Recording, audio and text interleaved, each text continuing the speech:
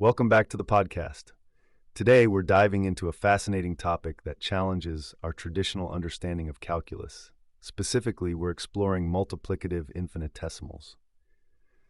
Now, I know that sounds pretty technical, but hang tight because we're going to break it down so it makes sense. So let's start with the basics. You may have heard of infinitesimals in a more typical calculus context. They're those tiny numbers close to zero that help us understand how we can approach limits and derivatives in a simpler, more intuitive way. However, today we're looking at how these infinitesimals change when we're not just adding, but multiplying. Now you might be wondering, what does it mean for these tiny numbers to be multiplicative? Well, in regular calculus, when we multiply a real number by an infinitesimal, we still end up with another infinitesimal. Think of it like multiplying a regular number by zero. You still get zero.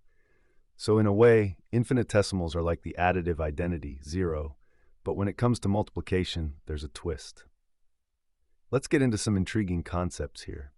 When we look at a limit, like when we're finding a derivative, we use that familiar formula from Leibniz.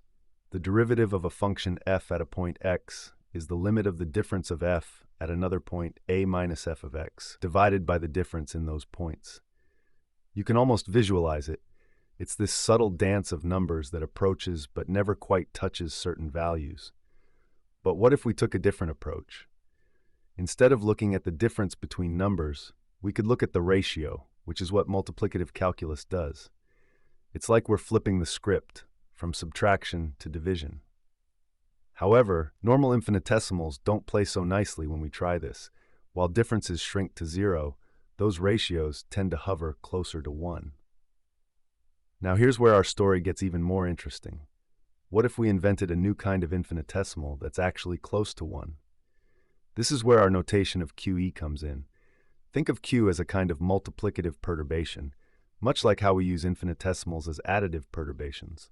So, if a regular infinitesimal bumps something slightly up or down from zero, our multiplicative infinitesimal allows us to nudge something near 1. And here's a little food for thought. Connecting this back to concepts we see in fields like elasticity in economics, we start to glean how these multiplicative logs help us think about ratios of changes, like how one economic variable responds to another. But let's pause here for a moment. Why does this all matter? Well, understanding these concepts can provide mathematical tools that help in fields such as physics and economics, where ratios and rates of change are crucial. Now, before we wrap up, let's consider some implications. We looked at how additive infinitesimals have their halo around 0, while these new multiplicative infinitesimals might signify a halo around 1. This opens a whole new realm of possibilities in mathematical analysis that could reshape our approach to calculus. All right, let's summarize our journey today. We started by demystifying infinitesimals, distinguishing between their additive and multiplicative natures.